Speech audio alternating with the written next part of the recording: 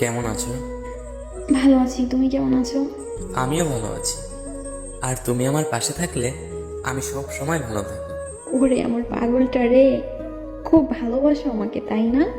হুম, বাসি। অনেক বেশি ভালোবাসি। কারণ আমার কাছে পৃথিবীতে পাওয়া সবচেয়ে দামি মানুষটি হচ্ছে তুমি। তাই একটু বেশিই ভালোবাসি। আমিও আমার পাগলটাকে অনেক ভালোবাসি গো। আচ্ছা জান, আম্মু ডাকছে, পরে কথা হবে, বাই। আচ্ছা ঠিক আছে, যাও। আল্লাহ হাফেজ। ফারজিয়া ফোন রাখার পরে আমিও ফোন রেখে আমার কাজ করতে লাগলাম। কিন্তু সারাদিন গেল, ফারজিয়া আমাকে একটা বড় ফোন করলো না। ভাবলাম ও ব্যস্ত আছে, রাতে নিশ্চয়ই কল দিবে। কিন্তু ফারজিয়া আমাকে রাতেও কল দেয়নি। এমনকি পরদিন সকালে আমি তাকে ফোন করলাম, অনেকবার ট্রাই করলাম, কিন্তু সে আমার ফোন কিছুতেই রিসিভ করলো না। তার ফোন রিসিভ না করায় অনেক টেনশন হচ্ছিল। বারবার ট্রাই করতেছিলাম। হঠাৎ করে দেখি ফারজিয়া আমার নাম্বার তার ব্লক লিস্টে রেখেছে।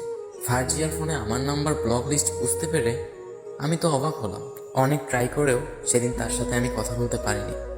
হঠাৎ করে আমার এক বন্ধুর নাম্বার থেকে তাকে আমি ফোন করলাম। হ্যালো। জি, কে বলছেন আপনি? বাহ, আমার ভয়েসটাও চিনো না বুঝি? ও আচ্ছা, রুহান। এতবার ফোন দিচ্ছ কেন? এতবার ফোন দিচ্ছি মানে? কি হয়েছে তোমার? হঠাৎ করে যোগাযোগ বন্ধ করলে কেন? বাসায় কি কোনো সমস্যা হয়েছে?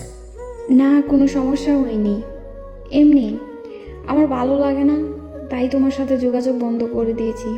এটা কেমন কথা বলছো ফারজিয়া? তুমি ভুলে গেছো আমাদের ভালোবাসা? দেখো রুহান, এত কিছুর উত্তর আমি তোমাকে দিতে পারবো না। আর হ্যাঁ, আমাদের মাঝে যা ছিল বলে যাও সব কিছু। আচ্ছা ঠিক আছে, সব কিছু তো তুমিই বললে, আমার আর কি বলার আছে? কারণ একা একা তো আর ভালোবাসা হয় না। তাই জোর করবো না তোমায়। জোর করে বেঁধে রাখা যায়, কিন্তু ভালোবাসা পাওয়া যায় না। আমার কথা শেষ করে আমি ফোনটা রেখে দিলাম। কিন্তু হঠাৎ করে তার এত চেঞ্জ, আমি কেন জানি কিছুতেই মানতে পারছি না। যে আমাকে এত ভালোবাসতো, যে আমার জন্য পাগল ছিল, সে কিভাবে এতটা পাল্টে গেল? এগুলো ভাবতে ভাবতে আমি ঘুমিয়ে গেলাম। ঘুম থেকে উঠে হঠাৎ করে তার কথা কেন জানি ভীষণ মনে পড়ছিল। কিন্তু এত কিছুর পরে নিজের ভিতর কেন জানি তার প্রতি একটা রাগ সৃষ্টি হয়ে গেছে। তাই নিজে থেকে আর ফোন করলাম না। এমন করতে করতে অনেকটা দিন পার হয়ে গেল। তাকে এখনো আগের মতো ভালোবাসি আমি। কিন্তু সে সে কি আমাকে মনে করে? এগুলো ভাবতে ভাবতে হঠাৎ অচেনা নাম্বার থেকে আমার ফোনে একটা ফোন আসলো। কেমন আছো রোহান? ভালো আছে। আপনি কেমন আছেন? চিনতে পারছো আমাকে? আমার ভালোবাসাটা তো আর আপনার ভালোবাসার মতো ছিল না, যে ভয়েস শুনে চিনতে পারবো না। যাই হোক, বললেন না তো কেমন আছেন? ভালো ছিলাম না এতদিন, কিন্তু এখন ভালো আছি। ও আচ্ছা, হঠাৎ 6 মাস পর আমাকে ফোন করলেন, কিছু কি বলবেন? কি আর বলবো তোমাকে, কিছু বলার মতো সাহস পাচ্ছি না। এত ভাবতে হবে না, কি বলবেন বলেন। রোহান, তোমার জীবনে আমি আবার ফিরে আসতে চাই। আগের মতো তোমার ভালোবাসা নিয়ে ভালো থাকতে চাই।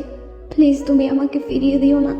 আমি জানি আমি তোমার সাথে অনেক অন্যায় করেছি, তোমাকে অনেক কষ্ট দিয়েছি, যা এখন আমি বুঝতে পারছি। আমি জানি আমাকে ছাড়া আপনি ভালো নেই, কারণ এই পৃথিবীতে সত্যিকারের ভালোবাসার খুব অভাব।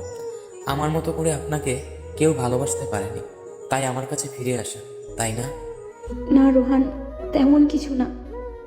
আমি আমার ভুল বুঝতে পারছি। আমাকে এগুলো বলে লজ্জা দিও না প্লিজ। ঠিক আছে, বললাম না কিছু, কারণ কিছু কথা না বলাই ভালো। তবে নতুন করে আপনাকে আর কি মেনে নিব? আমি আগেও আপনাকে যেমন ভালোবাসতাম, এখনো ঠিক তেমনই ভালোবাসি। কিন্তু আমি আপনাকে এত ভালোবাসার পরেও আপনি একবার ভাবলেন না আপনাকে ছাড়া আমি কেমন থাকবো। জানেন, প্রত্যেকটা মুহূর্তে প্রত্যেকটা সময় পাগলের মতো আমার মাঝে খুঁজেছি আপনাকে। ভালো ছিলাম না আপনাকে ছাড়া। থাক, এত কিছু বলতে চাচ্ছি না আপনাকে।